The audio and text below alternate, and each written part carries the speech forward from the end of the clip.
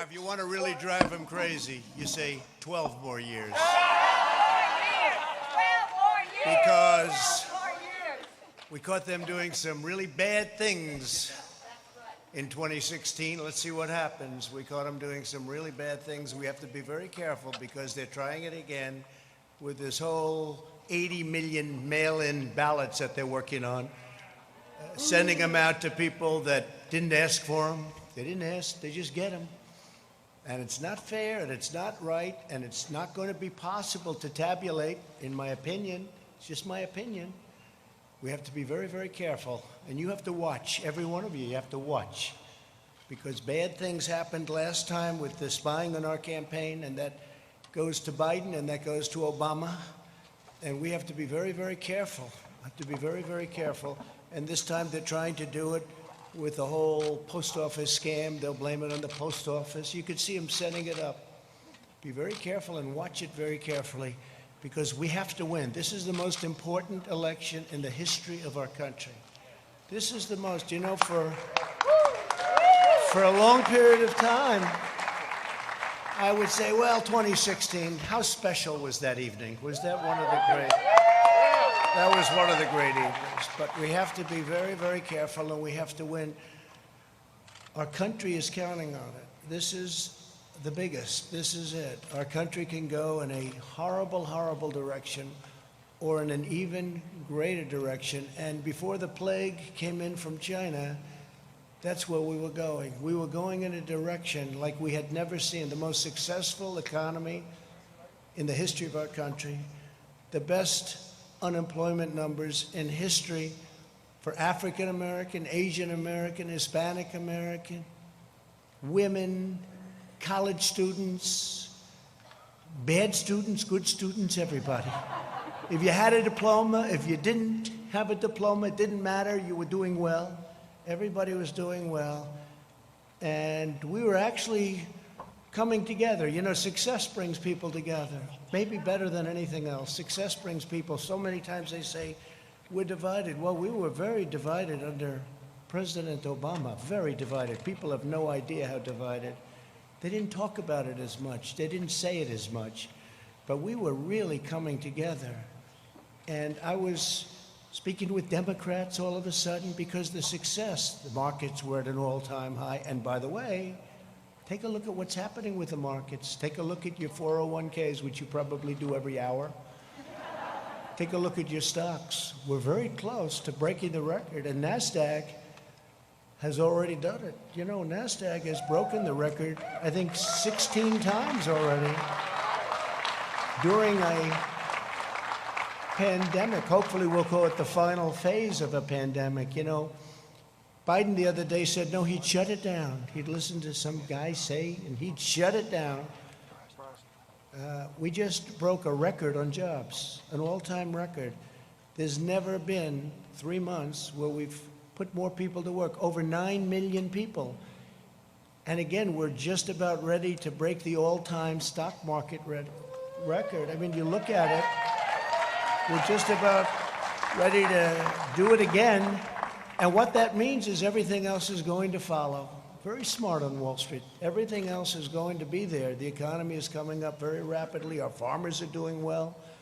Our farmers are doing well because I got China to give them $28 billion because they were targeted by China. I got the farmers $28 billion, 16 and 12.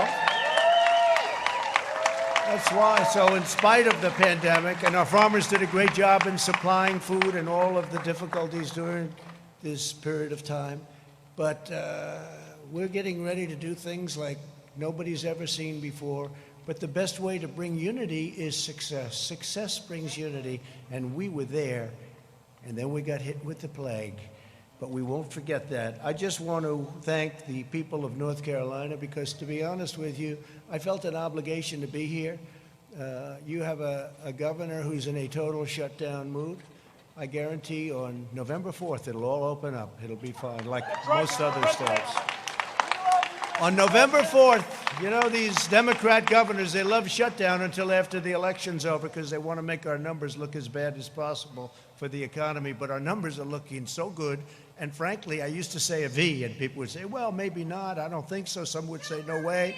We have a super V. You're right. It's now looking like it's a super V. Our automobile numbers are incredible, both used cars and brand new cars. Our manufacturing numbers incredible. We're putting a lot of manufacturing jobs to work that the previous administration said you'd need a magic wand. You'd need a magic wand for manufacturing jobs. I don't think so. I guess we had the magic wand, that's all. But we're putting them, again, we're putting them back, we're bringing them back. But think of your life just prior to the plague coming in. It was the best it's ever been. Your state had the best numbers they've ever had by far. And we had the best employment numbers also. We were up to 160 million jobs. We were never anywhere near that.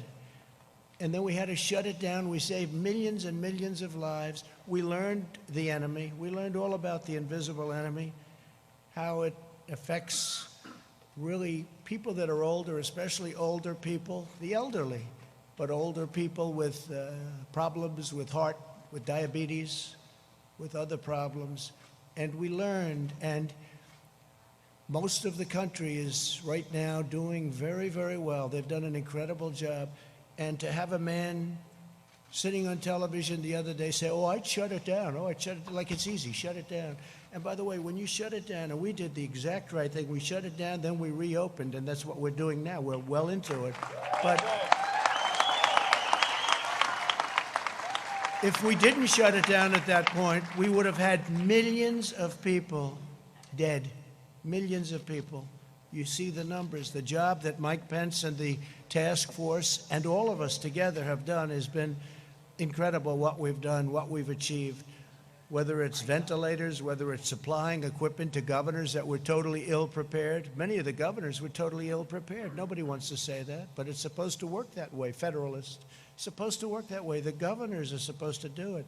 Many of them did a fine job, and many of them came back well.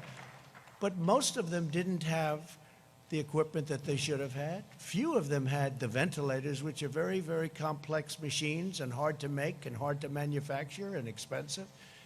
And we're right now making thousands of ventilators a month, and we're sending them. We have all we can use.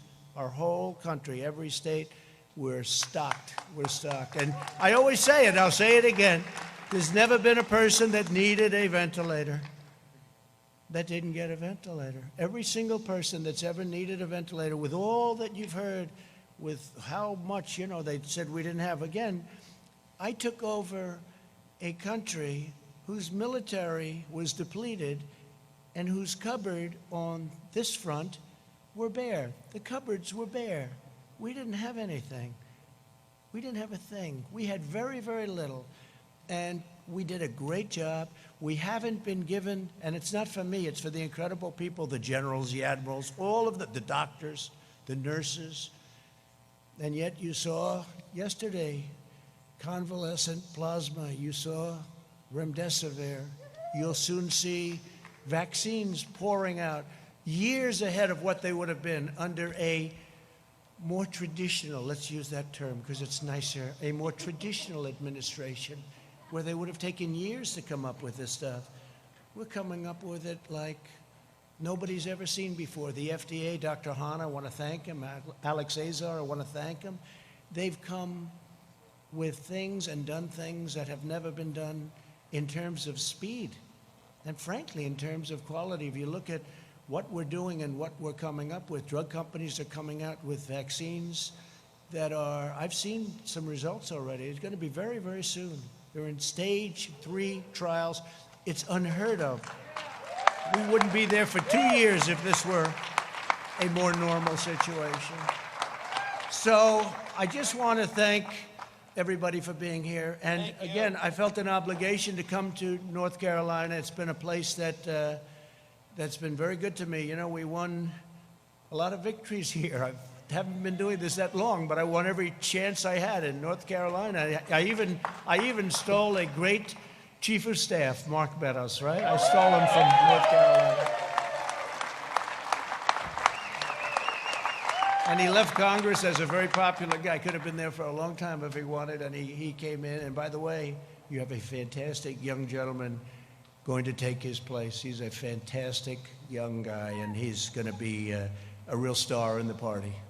He's going to be a real star in the party. So I just want to thank everybody from North Carolina. And I do want to show a little bit of a difference, because another state that's been very good to me is Wisconsin. And Joe Biden was going to have their convention in Milwaukee, and they didn't go there at all. They didn't do this. We did this out of respect for your state. We didn't do this for any other reason other than respect for the state of North Carolina, because we said we wanted to hold our convention in North Carolina, and I think you're going to remember that, frankly, on November 3rd. We wanted to hold our convention in North Carolina. So I did that out of respect. And if you had a governor that would have let us have some people. He actually told me this. We had an arena that holds 19,000 people. It was totally jammed, sold out. Every hotel was full, everything. And I called him. He said, but we have a shutdown going on, and according to the rules and regulations, now this is 19,000. He did say it. I don't think he'll deny it. But he said, according to the rules and regulations, the most people you're allowed to have in that room, meaning that arena, he viewed it as a room, is 10 people. I say, so Governor, so I'm at 19,000, you're at 10. Can we work something in the middle? And it didn't sound too good. So we really had no choice. It was a terrible thing, but I felt so badly because you could have, economic development money, all of the things that happened. But we decided, I was with Rana, the vice president, everybody, Mark, and we said, let's have our big deal, the roll call, let's have it right here, and let's do it, and I'm going to show up, and I'm not going to tell anybody. Until a few minutes ago, nobody knew I was coming, right? Nobody knew I was coming, so. But what's more important than the roll call? You're the ones calling it, so what's more important? So, and I have to tell you, we're going to do a lot of things. I'm just going to go over very briefly because we're going to make a speech on Thursday night. I hope you're all going to be listening. I hope, because I came in and I'm on Air Force One, and Air Force One has more televisions than any plane in history. They've got them in closets. They've got them on ceilings, floors. They've got more television. You can't escape a television. And I turned to CNN, and they didn't have this. They weren't having it. Can you believe it? They didn't have it. No, CNN didn't have our roll call. Then I turned to MSDNC, as I call it. MSDNC, which is truly, it is a branch of the Democrats. It's right. It's I wouldn't say fully owned corporation, but it's certainly a fully controlled, or they control them. Nobody really knows who's controlling who. But, they had it on television.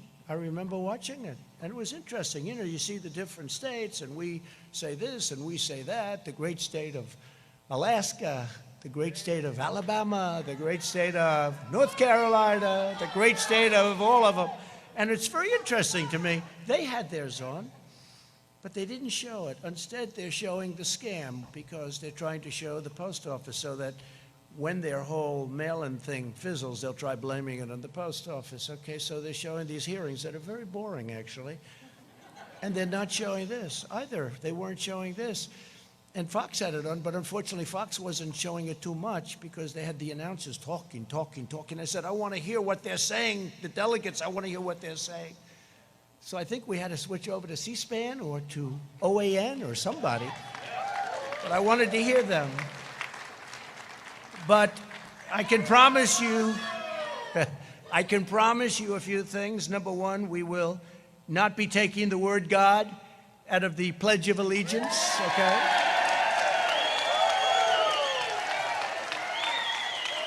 Like they did a number of times at their caucuses, so they took the word God out. I heard it. I was listening. I said, that's strange, it's sort of weird. You've heard it all your life, right? Under God, under God. All of a sudden, those two words are missing. I said, oh, he must have made a mistake. He must have, maybe the teleprompter wasn't working, or his book wasn't working that I have right here. Something wasn't working. Must have made, but the problem was then the next day I heard it again. I said, that's not a mistake. That's pretty, and then they immediately went into a mode. No, no, no, no, we didn't mean that. No, no. We didn't say it for the convention. We didn't say it. No, that's where they're coming from. That's where they're coming from. You can say it or not say it. That is where they're coming from. Just like with energy, they don't want energy. Not working well in Texas, by the way. I just looked at a poll. And by the way, it just came out that we have received 51% in the big and very important Rasmussen poll, and my numbers actually went up during the Democratic National Convention, 51%. So think of it. Think of it.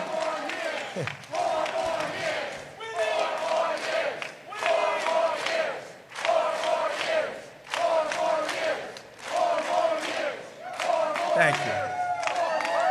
I love this state. I like this place. And you're from all over the place, but this has been a good one for me. No, but think of it. So we're at 51% in Rasmussen. Do you read about it? Do you hear about it? You don't hear about it. They give you these suppression polls where they do registered voters instead of most likely. It's supposed to be likely. In other words, how about you? You're likely to vote. But how about you? You're registered, but I'm not voting. But see, under their plan, where they send these ballots, you don't have to want to vote. You get the ballot, and then they have harvesting. They get guys to go, do you want to vote? No, not really, but I have a ballot. All right, good. Who's it for? Sleepy Joe Biden. I'll put it here, son. Okay, can I have it? And they'll take it. In fact, harvesting is illegal in your state. They wanted to put a Republican, fine man, a pastor. They wanted to put him in jail because he harvested. Now they want to make harvesting legal all of a sudden. They'll put him in jail as a Republican, right? If he was a Democrat, they wouldn't even be thinking about it. In California, they do the same thing, no repercussion. In North Carolina, you had a fine pastor, a fine man, and they got him on harvesting. They wanted to put him in jail. And now they want to make it all so that everybody can harvest because they know it's not a good thing. So people that don't want to vote are going to be sitting there. They'll be making them, if you talk about 80 million ballots, it's 80 million, could even be higher than that. I used to say 51 million, now it's 80 million. They said, sir, you're a little obsolete with the 51. I said, all right, what is it? 80. I said, 80?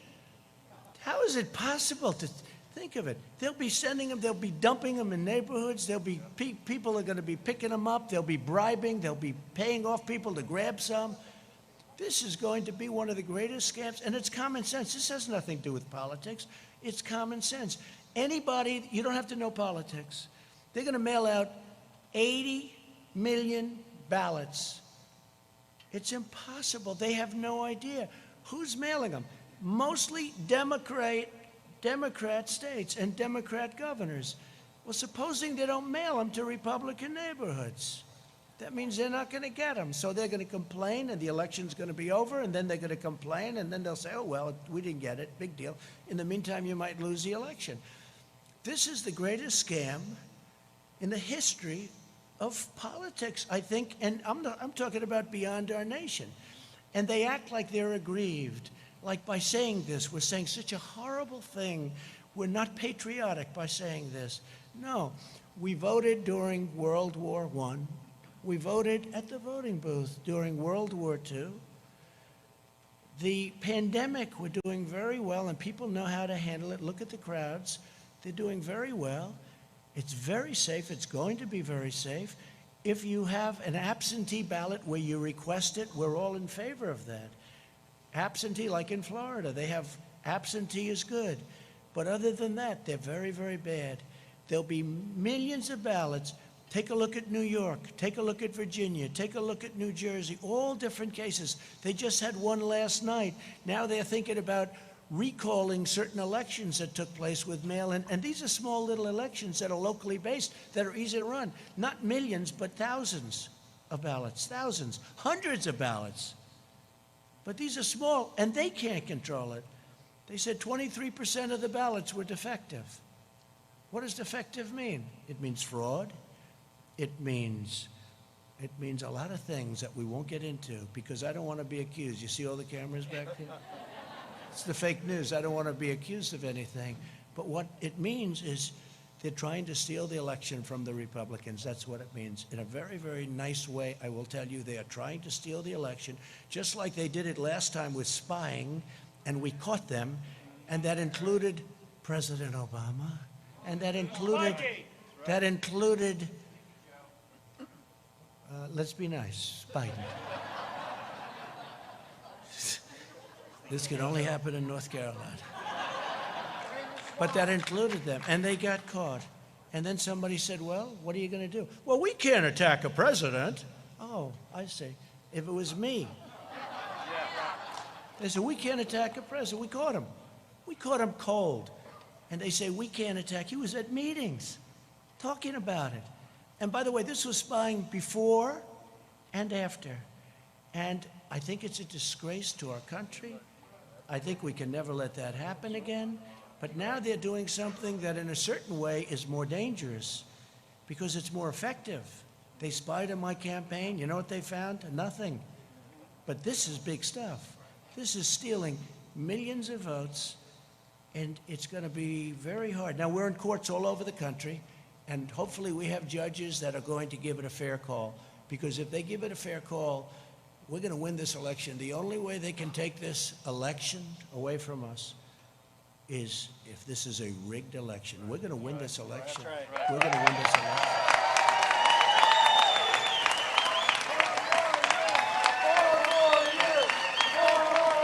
So I'm just saying we cannot have these live, we call them live, some people call them universal, I like the word live, these live mail-in ballots sent to everybody, including mostly people that never asked for them. Think of it. You're sitting there, you get a ballot.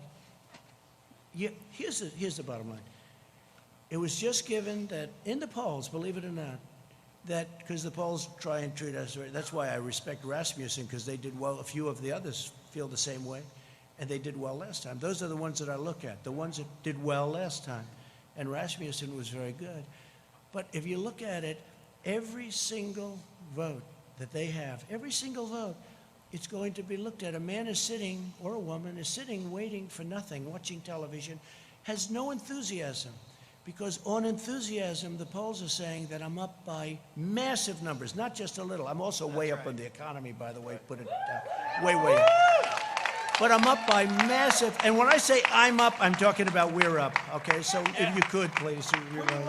But I'm up by massive numbers on enthusiasm. So our voters are saying, I'm very angry about this. I'll go to the poll directly and vote. But their voters are saying, I don't care if Biden gets in. He doesn't have any enthusiasm. When you go to Ohio, when you go to Wisconsin, when you go to North Carolina, when you go to a lot of states, they have the Trump-Pence sign on every lawn. It's all over the place, right? It's all over. We don't see Indiana, too. Indiana's great.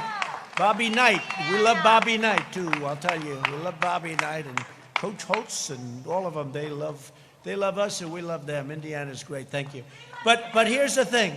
So if they don't have any enthusiasm, so you'd say, are you going to vote? I'm not getting up to vote. Okay, I want to watch television instead of vote. All right. But here's a ballot. It just got to you. And he opens it. Oh, here's a ballot. What the hell am I going to do with this thing?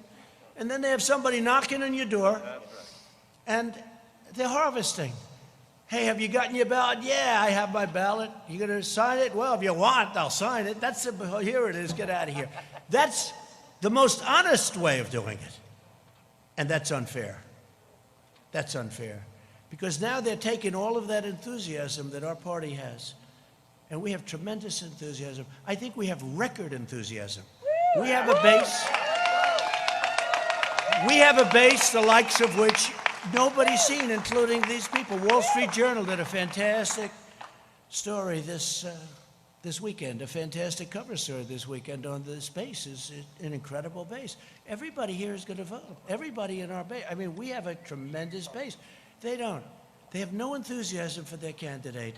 Because frankly, Bernie Sanders, they have much more enthusiasm for him. But Bernie Sanders, excuse me, again, he's the greatest loser I've ever seen.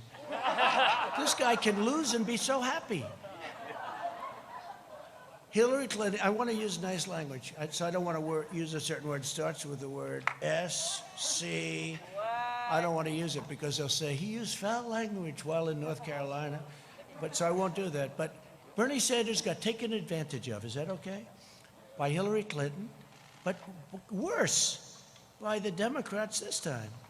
Because if Pocahontas, Elizabeth Warren, got out of the campaign one day prior to the Super Tuesday vote, Bernie Sanders would have won every single state because Biden won by a little bit, and she didn't do well, but she took thousands and thousands of votes away in each state. If you add just a percentage of those votes back, that means that Bernie would have won easily the nomination. And I'm glad he didn't because he had much more enthusiasm. Yeah. And he would have had a base, much smaller base than ours, but equally, I have to say this, equally as enthusiastic. This base doesn't like Joe Biden. They don't like Joe Biden. That's right. I think we're going to get a lot of votes. We did last time. People were surprised, primarily because of trade, because I know how other countries take advantage of us, and I understand that. And that's something that Bernie Sanders people really feel, because I understand trade. I've done USMCA now. I got rid of NAFTA, the world's worst trade deal. China tariffs. I mean, China had the worst year they've had in 67 years prior to the plague. The worst year they've had in decades and decades. And we had the best year we've ever had. But we took in billions from China. We never took in 10 cents from China. Never took in 10 cents. They took China for 25 years, and not only Obama, for 25 years, China was taking in anywhere between 200 billion with a B and $550 billion from the United States. I give them all the credit, number one, for being smart and outfoxing all of the people that stood here and their representatives. But China, we built China. We helped build. We gave them $300, $400, $500 billion a year. Because before that, and before the World Trade Organization and they getting into it, China was flatlined. It was after that happened. And then they took advantage of us because we didn't have people that were smart enough to see. And by the way, Biden would be the worst of all of them because his son took out $1.5 billion and he gets fees on $1.5 billion, which is millions of dollars a year. Right. Give me a break. China will own our country if this guy gets elected. We can't let it happen. We can't let it happen. So we have a big one coming. And just to finish, enthusiasm. So they take the enthusiasm now out of the equation because they're going to go knock on everybody's door. Here, would you sign this? Yeah, I'll sign it. Nobody knows who the hell is signing it. And they now want to have it where the signature doesn't have to be verified. No, that's right. The signature doesn't have to be verified. And then they're going to play the game that we're not patriotic. Right. Yeah. What they're doing is using COVID to steal an election. Right. They're using COVID to defraud the American people, all of our people, of a fair and free election. And we can't do that. And don't let them give you the post office stuff. The Postal Service, they do a great job. They lose a lot of money. I've said if they charged Amazon and these companies doing that a couple of dollars more a package that Amazon has to pay, not the customer, you know what would happen? Post office would start doing very well, thank you. Yeah. Amazon dumps all the packages. Why should we deliver it? We'll let the post office do it, lose a fortune. So if they charged Amazon, now, of course, he owns the Washington Post, so when I get bad stories in the Washington Post, I wonder why, right? I wonder why. But I just tell it like it is, right? I tell it like it is. We love you. We've accomplished more. We've accomplished more during the first 3.5 years of this administration than any president in the history of our country. And I'm not even getting, pushback. I've been saying this for 2 years, for 3 years. I used to say it for 2 years, for 3 years. But we've done more, let's say just about. This way they can't say, well, somebody won a war or something, right? No. We've accomplished more than just about any administration in the history of our country. We've secured our borders. We've built our wall, which will be finished very shortly. We brought back manufacturing jobs. We've defeated the ISIS caliphate and killed al-Baghdadi. We also killed the greatest biggest terrorist, maybe of them all. Soleimani, we killed Soleimani, right? And al-Baghdadi. We appointed 300 new judges. By the end of the first term, we will have appointed 300. It's an unheard of number. That's because President Obama was very nice and he gave me 142 openings. And historically, you get no open. When you become president, first question you say, how many judges? They'll say, none, sir.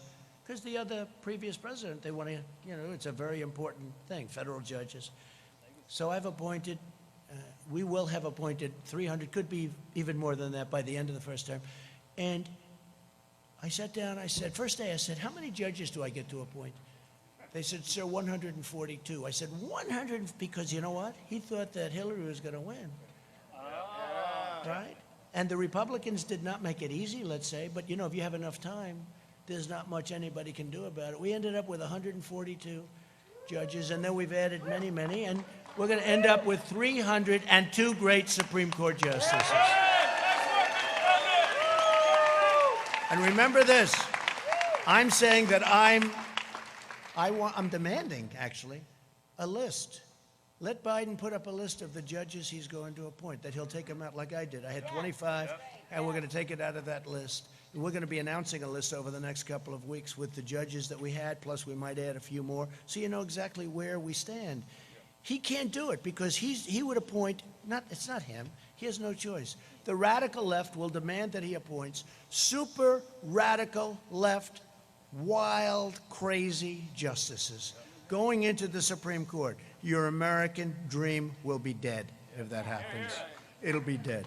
And by the way, the next president, so I've had two. Some presidents have had none. I have had two in a relatively short period of time. But I will tell you that the next one could have 2, 3, 4, and even 5. The next president. This is so important. This is so, whether you're talking about life, whether you're talking about Second Amendment, whether you're talking about military, this is so important. We have to do this. We have to win this election. But we brought back manufacturing. We rebuilt our military. We wiped out ISIS. I mean, think of it. When I came, ISIS was all over Iraq. The Prime Minister of Iraq was in last week, and he said, I want to thank you for defeating ISIS. I said, now, are you talking about me or the United States? You. Because when you came into office, it was a mess. They were all over Iraq and Syria. And you defeated them, sir. I said, good. Tell that to the media, please. Would you do that? And he said, I will. So let's see if he does. But we passed the biggest tax cuts and regulation cuts in the history of our country. We replaced the worst trade deal ever made, NAFTA, with a great USMCA deal that's going to keep our companies here, and it's going to be treating us very nicely. And I wouldn't say the other two countries were thrilled with it, but they were happy enough. And we did that, and that's another thing. They said, you'll never be able to replace NAFTA. You'll never be able to get it. And I got it. We got it through Congress. We fixed a lot of our broken and bad trade deals. We're getting $40 billion now from Japan. We fixed a horrible deal that was made with South Korea. Remember, I was a Hillary Clinton special. She said, this will produce 250,000 jobs. And she was right, except unfortunately the jobs went to South Korea, not to us. Okay? She said it would produce 250,000 jobs, and it did, to South Korea. And we stood up to China like nobody's ever stood up between the tariffs and the trade deal, which now, don't forget, when I made that, the ink wasn't dry before the China virus poured into our country. Right? The ink wasn't dry. So I view that differently than I would have, because it's done very well. Last week they had the largest order of corn, the largest order of soybeans. They're doing things, they're very smart. A lot of people, because they see my attitude, a lot of people would say, we're not going to order. They do just the opposite. I got a call last week, sir. In fact, Sonny Perdue is here, the great Sonny Perdue, Secretary of Agriculture. He's here. There he is. Is that right, Sonny? I got a call. They ordered it was the largest order of corn in the history of our country. Twice. The largest order of corn, the largest order of soybeans. So here's how smart. Somebody else would say, running some country, they'd say, Well, we're not going to do business with him. He's not saying nice things about China's very smart. Instead, they order more corn than we've ever thought possible, right, Sonny? Order more soybeans than we ever thought possible. And now I have farmers calling me up, sir, we love China very much. Please don't be too tough on them, please. It makes it very difficult, Sonny, right? You know, we do too good a job sometimes. We've achieved American energy independence, and we're now #1 in the world by far. And I saw where these phonies, you know, they want to end everything we've done. They want to end it. They want to go to wind. They don't even know if they want to go to wind. I think they want to just basically close up our country because they're taking away our strength. But they want to do something, but there is no such thing. Solar can't do it. I love solar, it's all fine. You know, very, very heavily expensive, very expensive. But they want to go to other forms of alternative energy. And I think that's okay, except we don't have them. And it's not going to power these massive factories. So we need, and hydro I love. It's one of my all-time favorites. Hydro I love, I have to tell you. That's the great dams. You don't see that too much. You know why the environmentalists say you can't build a dam there? But now we can, because Yes, we've done things that nobody thought were possible. Like, example, the Keystone Pipeline, we got that approved. The Dakota Access Pipeline, they were all bogged down, right? Right? I got it approved. Now we've got things that they said you couldn't get done. So we're energy independent, and they said we want to ban fracking. Right? No fracking. They want to. How do you think they'll do in Texas, Oklahoma, North Dakota? Louisiana's going to love it. There's no fracking. There's basically, they want no fossil fuel whatsoever, okay? No gas, no oil, no coal, no nothing, okay? So they don't want anything. Now they're getting killed because a poll just came out in Texas. Texas wasn't happy. They want no guns, they want no oil and gas, and they want no God. No God. So it's no religion, no guns, right? No oil and gas.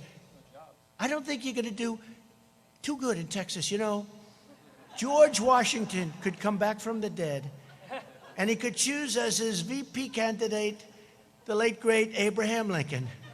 And you're not going to win the state of Texas if you have no oil, no guns, and no religion. I don't think so. You're not going to win too many places. We eliminated Obamacare's horrible and very unfair individual mandate, which basically knocked out Obamacare. It knocked out Obamacare. We've protected your Second Amendment, so important. We've protected your Second Amendment. We've cut drug prices, first time in 51 years. We got drug prices down. Now I did a favored nations clause, meaning we pay the same price as the lowest country that has the best deal. The companies are going crazy, the drug companies. They're taking ads on me. I said, I went to Mark Meadows. I said, Mark, they're killing me. They're spending, they have nothing but cash, okay? Big Pharma, they call it, for a reason. There's nobody that gives the politicians more money than Big Pharma. Nobody, not even close. So I said, well, look, if you're not going to negotiate a fair deal, we're going to do a favored nations clause to the top people, the biggest guys. They said, no, don't do that, favored nations. No, favored nations, because, we have countries out there that are paying a tiny fraction of what our people are expected to pay. So if you have a country, Germany or others, they make, by the way, UK, all of Europe, Canada pays 50%, 50% less. In fact, people leave our country, go to Canada, pick up their drugs, and they come back home. Can you believe it? This is the kind of difference. So I say, no, I want a favored nations clause. I also want a rebate clause, a rebate where instead of the money going to the middleman, who have to be the richest people in the world, they get so much. They get more money, frankly, than the drug companies. At least the drug companies make a product. So I wiped out the rebate where now it goes to people, and I instituted what's called a favored nations clause. And it's very simple. You have that in deals. It's whatever the lowest price in the world. We're the biggest purchaser of prescription drugs by far in the world. So whatever the lowest price is that other countries pay, So if you have a country paying 10 cents for a pill and we're paying $2.50, and it's not such an exaggeration, believe me, then we get it for 10. So what happens is that doesn't work, so they'll go up a little bit, we'll come way, way down. So I said, favored nations, I want to pay what the lowest price is anywhere in the world. We're the biggest purchaser. We want a favored nations. They had a heart attack, and then I signed it. They didn't believe it. They didn't believe it. And now what they're doing is they have ads, millions and millions of dollars worth of ads, that I've been horrible to the people because of drugs, and I believe in socialism. Socialism. You know why? Because some of the socialistic countries get the lowest price. So the only thing I have with socialism is I want to get their price, okay? That's the only thing. Other than that is our country will never be a socialist country. Okay?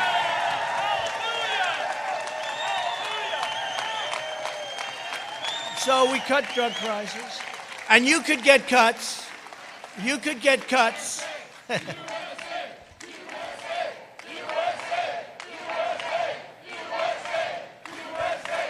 You could get cuts as much as 50, 60, or 70%, maybe even more than that, on prescription drug prices.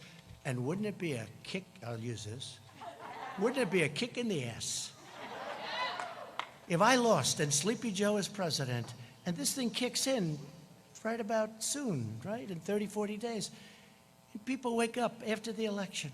Boy, Biden's done a great job. My drug prices just went down by 70%.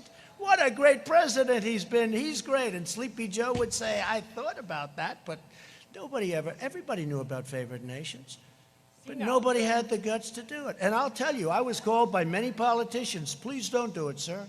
Please. I said, why?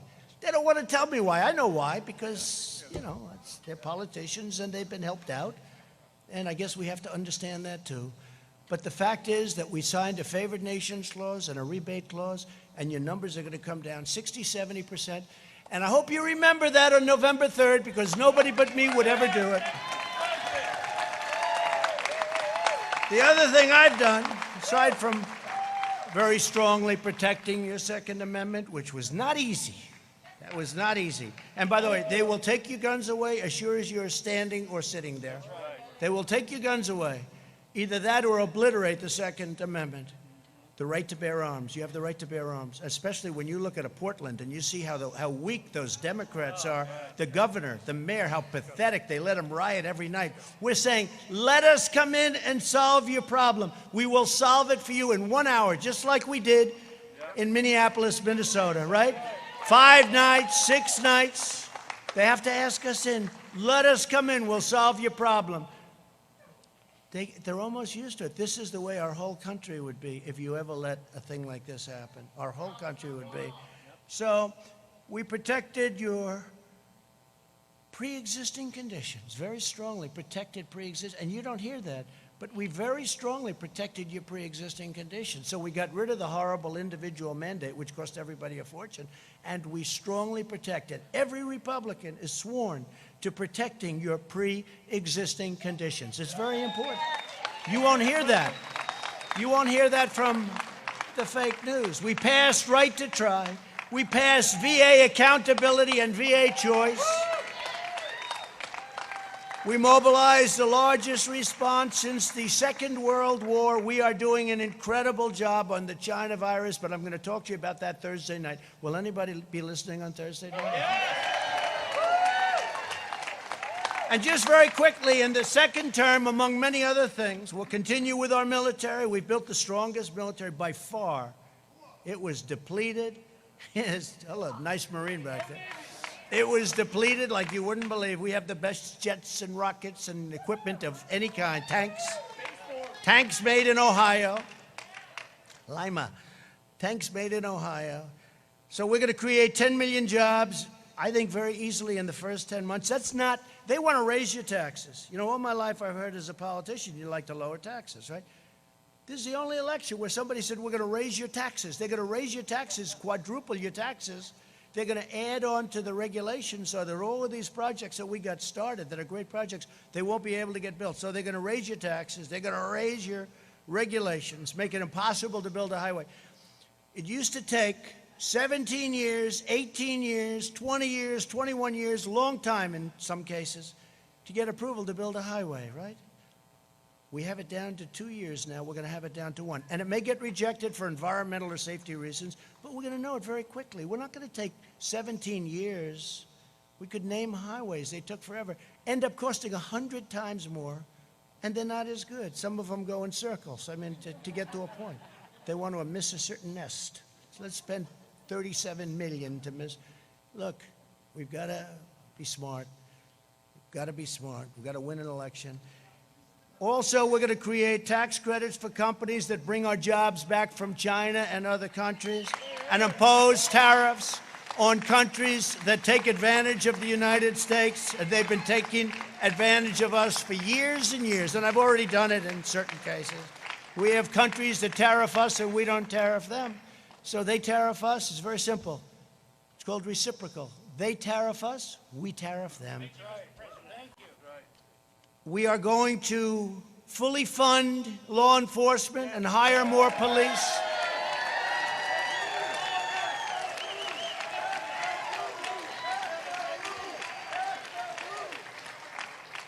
We're going to go with school choice, and we've made a lot of progress on school choice for every student in America.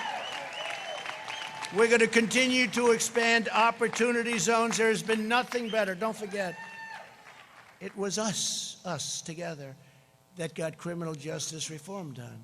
The greatest thing for the black community, African-American community.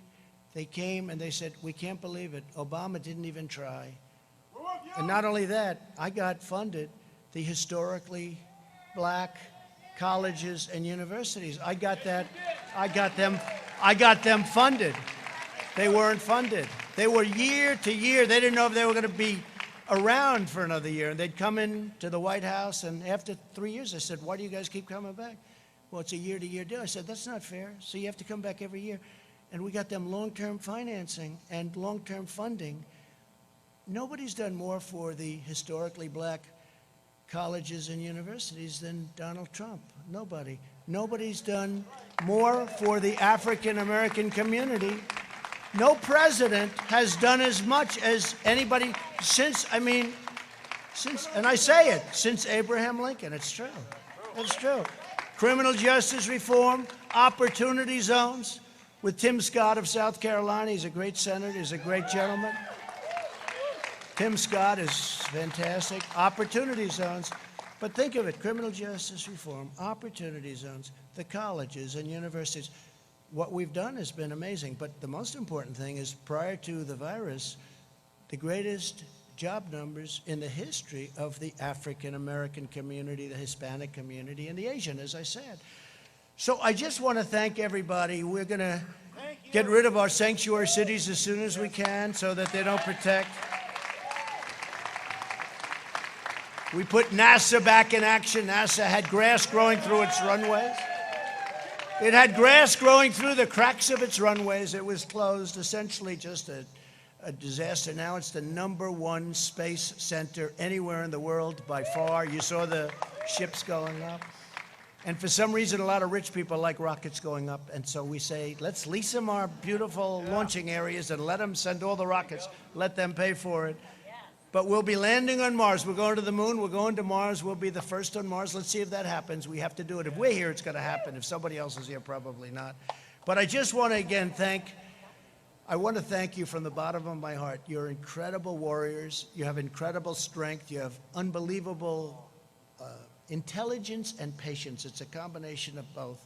I don't know which is greater, the intelligence or the patience, but let's assume it's the intelligence, okay?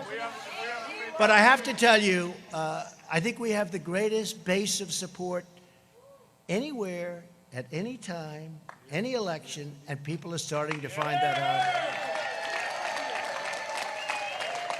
They found it out in 2016, and I will be honest, this election, I believe we have far greater enthusiasm in this election. That's right. And we had a level that was a record because they still don't believe what happened. They said, where are all these people coming from, right? We love you. People that were great Americans that never voted, but they were great because they didn't like who they were watching or looking. People were great. They didn't vote. I'll never forget a congressman from Tennessee came up. They do very early voting. Tennessee, a great state. And they had just started voting, and I was in Pennsylvania making a speech, and he said, sir, I don't know, I can't speak for anybody, but I'm from Tennessee, and I've been doing this for a long time. He said, I've never seen anything like it. People are coming from the valleys and the hilltops, and they're coming from the cities. They're coming from all over. I never said they're coming out of the rivers. They're coming along those beautiful war fields that we have. They're coming from everywhere. Sir, I've never seen anything like it. But if other states are like Tennessee, you're going to win this election. He was the first one to say it. He was the first one. They came from the mountains. They came from everywhere. He said, I've never seen anything like it. And people that be having trumpets and the hats, these are people that never were political people. They never wore a pin in their life having to do with politics. It's been an incredible experience for me. It's been an incredible experience, I think, for everyone. And I'll tell you what, next year is going to be it's going to be a great, great year. It's going to be a year of tremendous success. We're fighting off this horrible thing that was delivered by China, and it was by China, and we're never going to forget it, and I let them know. We're never going to forget what they did, because you know what? We're going to do great economic last year in the history of your state, but we're going to do better economically than we did last year. But we can never forget the 175,000 people, which will go up. Remember this, though. We saved millions, because if we didn't move, and if I didn't put the ban on highly, heavily infected people coming to our nation from China, that everybody told me not to do, months later they were saying we shouldn't, and then they all either apologized or admitted it was right. And Europe, I did Europe too, very early. If we didn't do that, our numbers would be at a level like you wouldn't believe. So I just want to thank everybody for this incredible support. Be very, very careful. This is going to be, and I really believe this is the most important election in the history of our country. Yes, it is. Don't let them take it away from you. Don't let them take it away. North Carolina, we love you. That's why I'm here.